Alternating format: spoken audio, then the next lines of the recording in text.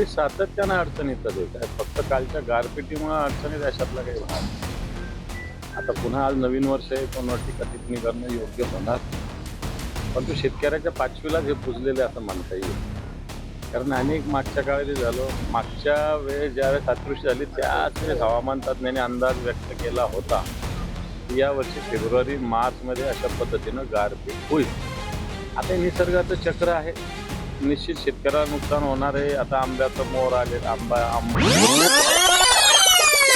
आहे, अनेक गोष्टी, काही काही खळ्यामध्ये मळ्यामध्ये पडलेलं पीक पाणी आहे. आणि मला असं वाटतं या नुकसानीला शेतकऱ्याला सामोरं जावं लागतं. कोणी असो ते, मी सगळी माहिती घेतली. कॅप्टन स्वतःला म्हणणारा अशोक खरात बहुधा नाव आहे.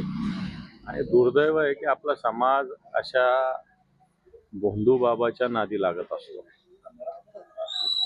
अडाणी समाज, अशिक्षित समाज लागला तर तेही मी समजू शकतो, परंतु शिकलेले, सवरलेले, चांगल्या समाजाची जाण असणारे लोक सुद्धा अशा पद्धतीनं, तर अशा कोणत्याही, मी याच बाबत कोणत्याही बाबाच्या नादी लागणं ठीक आहे, परमेश्वरावर श्रद्धा असणं, संतांची सेवा करणं मी समजू शकतो, परंतु अशा लोकांची सेवा करणं किंवा अशा लोकांवर श्रद्धा ठेवणं मला असं वाटतं अतिशय चुकीचं आहे, घाणेरडा प्रकार आहे. दुर्दैवाने याच्यामध्ये राज्याचे मुख्यमंत्री जाऊन येतात, राज्याच्या महिला आयोगाच्या अध्यक्षा जाऊन येतात, पाय धुतात त्यांचे. ठीक आहे, एखाद्या वेळेस नमस्कार करणं, कोणतरी कार्यकर्त्याच्या आग्रह असतो, आपण एखाद्याला नमस्कार करायला गेलो तर हे मी समजू शकतो, परंतु पाय धुणं आणि हे धुणे कोणत्या जगात आपण वावरतोय आत्ताच्या घडीला.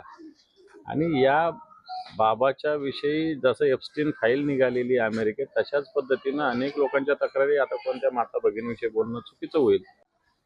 मला असं वाटतं सगळ्यात आधी या राज्याच्या महिला आयोगाच्या ज्या अध्यक्ष आहेत, मला काही त्या भगिनी आहेत आमच्या, त्याच्याविषयी काही प्रश्न नाही, पण वैचारिक दृष्टी म्हणाल तर या महिला आयोगाच्या अध्यक्षांना सगळ्यात आधी या पदावरून काढलं पाहिजे, किंवा त्यांनी राजीनामा दिला पाहिजे. आणि त्यांनी राजीनामा दिला तर त्यांना पदावरून काढलं पाहिजे.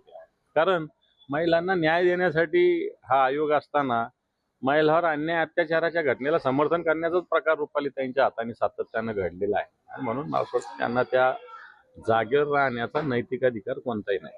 त्यांच्या दोन पक्षाचं होतं खरं तर, त्यांनी अलायन्स करून लढलेले, त्यांची प्री इलेक्शन अलायन्स होती, भारतीय जनता पार्टी आणि शिंदे गटाची प्री अलायन्स होती.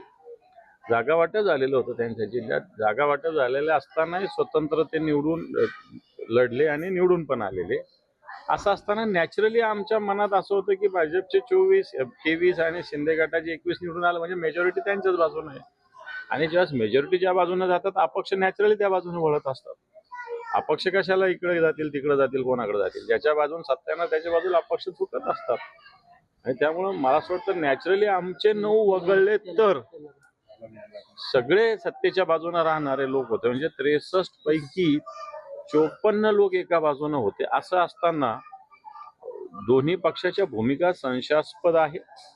दोघांना एकमेकाची आडवान, एकमेकाची चिरवा असं करणे. आमच्याशी संपर्क केला, दोन्ही पक्षांनी केला, परंतु मला असं वाटतं जे घाणेरडा प्रकार विशेषतः भारतीय जनता पार्टीनं या निवडणुकीत केला की सदस्यांना भेटणं, कोणीतरी जाऊन येणं, त्याच्या घरी नोटाच्या बॅगा घेऊन जाणं, असा प्रकार या निवडणुकीत झाला, मी कबूल करतो.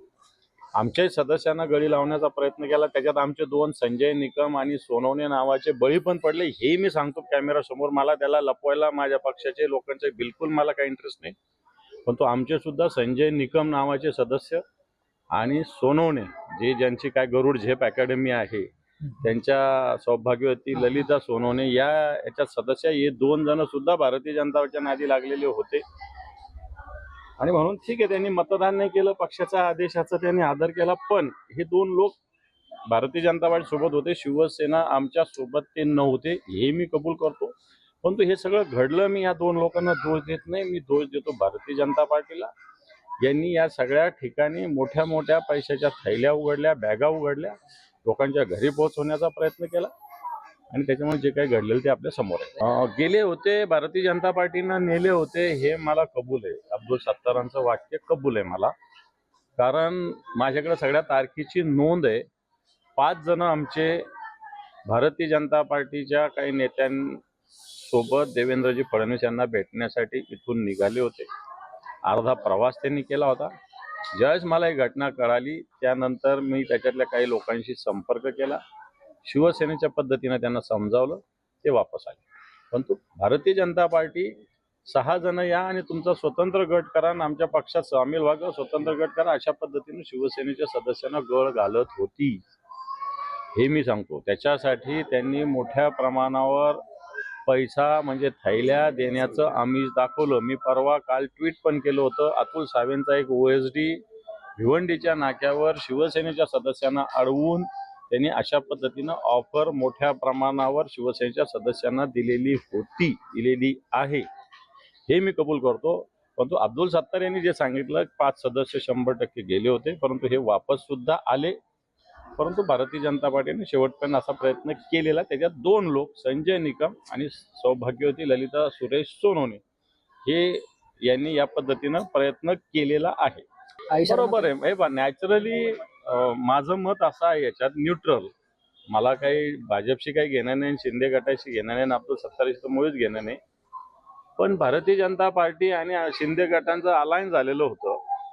निवडून आलेले लोक होते मागच्या 9 फेब्रुवारीला. तर भारतीय जनता पार्टी शिवसेनेच्या लोकांना का नेत होते हा माझा प्रश्न आहे. याचाच अर्थ भारतीय जनता पार्टीला शिंदे गटाला कोणत्याही परिस्थितीत अध्यक्ष होऊ द्यायचा नव्हता, हे क्लिअर आहे.